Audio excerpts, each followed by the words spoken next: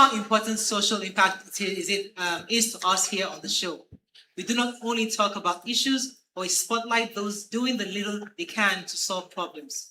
Today we have in the studio Mr. Emeka Chukwunadi, a man who has taken it upon himself to single-handedly reduce the mortality rate of children living with disabilities in Nigeria, after learning that the majority of people who die by drowning are children living with disabilities. This swimming coach made it his life's goal to teach as many as he can how to swim. Isn't that just kind and thoughtful of you? Please welcome with us Mr. Emeka Chukwunadi. Hello, Emeka, how are you?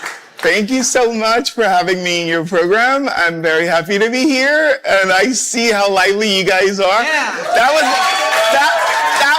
That was why I came to join you earlier, because you guys are so cool. So tell me, I know you moved in from Barcelona to Nigeria just a couple of years ago. Why did you think it was important to move back home to help children living with disabilities to swim? Okay, so I'm a social scientist. I have 3 university degrees, and I worked all my life to provide solutions to every society that I find myself in. So in Barcelona, I owned an events and tourism company, and what I basically did was picking people off the streets that were alcoholics and all of that and rehabilitating them, because I'm a life coach and I'm a psychologist. I studied psychology in school, and I've been a counselor helping with the programs there. So I have studied the problem in Nigeria and in Africa for a very long time. And my reason for being here is that I started this organization. It's called Swim in One Day, because since I was 17, I have had the ability to teach people to swim in one day, regardless of their disability.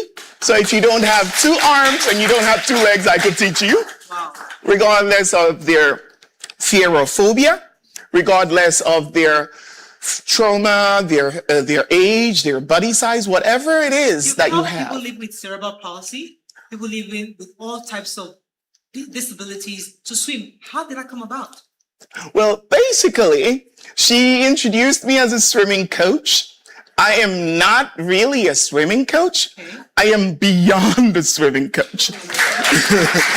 So what I do is very, very special, because apart from developing the Swimming One Day program, the Learn to Swim in One Day program that we use to teach people like you to swim at the fastest rate possible in the world, the first of its kind, we are able to be the only adaptive instructors in Nigeria that is able to teach anyone, regardless of their disability.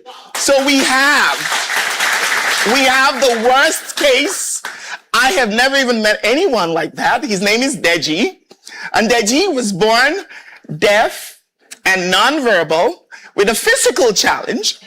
And recently, Deji got glaucoma, and he's also blind.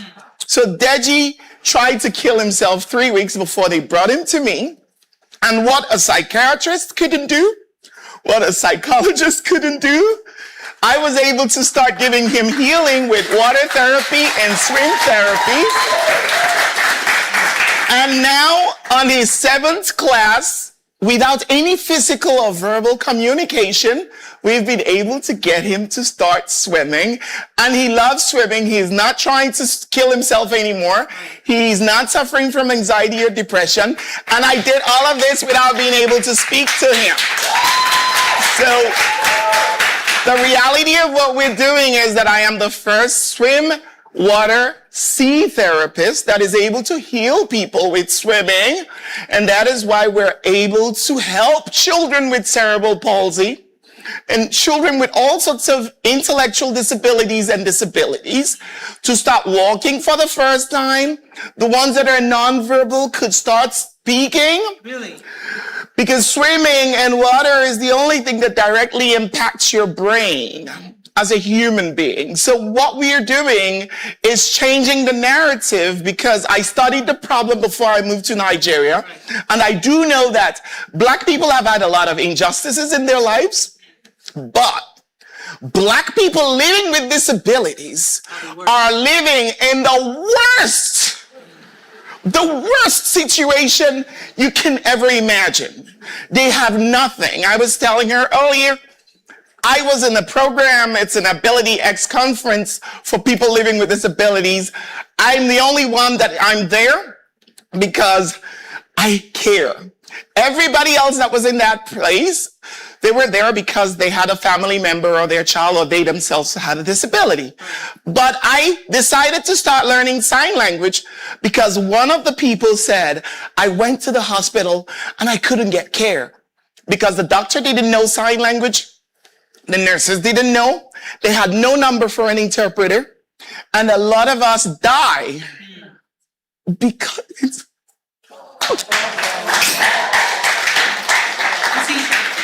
it's 2025, for goodness sake. And it's 2025 and they cannot get simple care because they were born in Nigeria. I've lived in Europe all my life. And people living with disabilities, they have everything. Why are we so cursed as Africans? Why can we not help each other? I can see how this is very personal and painful to you. And I'm happy that we can be here to support you because the reason why we got you on the show, we know you're alone doing this. I want to support you the best we can. That's why I wanted to bring you on the show to see how we can support you to help more children in this situation. How many children have you been able to help? You go back home, you go back to Nigeria in 2022? Well, since 2022, and basically the campaign that we're doing, we are the first swimming charity in the world that is not just a charity. We're a movement and we are a campaign. And the reason why we're a movement and a campaign is because we know that people like you do not know about the problem. So basically what we're doing is trying to make sure that everybody understands that there's a huge problem. People that should get care are not getting care. Do you guys know Elon Musk? Yeah. Elon Musk has autism. But Elon Musk was lucky to be born in an environment where he got therapy and care. And Elon Musk is a billionaire, a trillionaire right now. Our people with autism get treated like mad people, and you and I are responsible for, no, don't clap. Don't clap. You and I are responsible for treating them like shit. They do not deserve to be treated the way they're being treated. And what we can do as a people is to make up our minds today that we're going to educate ourselves. They're not mad people. They're normal people, children with cerebral palsy. You call them imbeciles. They're not imbeciles. They're just in a different frequency. Children with Down syndrome, you look at them and say they are whatever you call them. No, these children are human. They have feelings. They can feel like you and I. You could do a lot more by joining us and becoming part of the movement and helping to campaign and educate others. That's why we built this organization. You could be part of it. So not just for you to learn how to swim, but for you to also understand that you have a responsibility. You could go out there and have an accident and become a person with disability in 2 seconds. In a Nigeria where the medical system is messed up, you could become that. Are you going to wait until that time before you do the right thing? I need to throw in this question because I can see the passion, I can hear the passion. But have you gotten any support from government since you've got back, or from private sector, anybody support? Well, in Nigeria, if you don't know anybody, you don't get a lot. So what we're doing is strictly funded by me, my life saving, and my family. My mom is our biggest donor after me. And my friends that live in the UK and in America and in different parts of the world.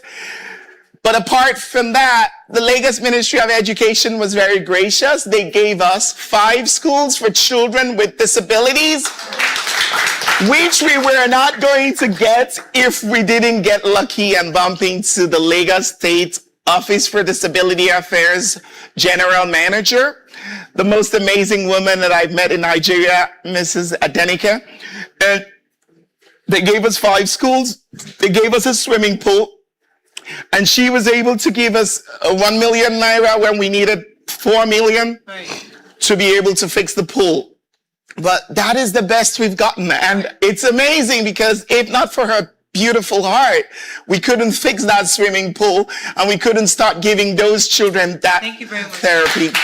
We wish you all the best. I mean, the reason why I got you again is to hopefully let people know what you're doing and see if we can support you. Thank you so much for sharing your time. And we hope that you all can learn to swim because the problem is real. The Lagos government is sand filling the beaches. Right. That's a tragedy waiting to That's a happen. conversation for another So day. please learn to swim. It's very important. And with us, you don't have to swim in 1 year. You could learn to swim in 1 day, learn to dive in 1 day. In 3 classes, you could actually learn to be independent. And in 6 classes, you could learn to be able to thread water, basic survival. And in 12 classes will take you to sea and teach you proper survival swimming. Thank you so much. We're going to a short break. We'll come back and bring in our next guest. Stay with us.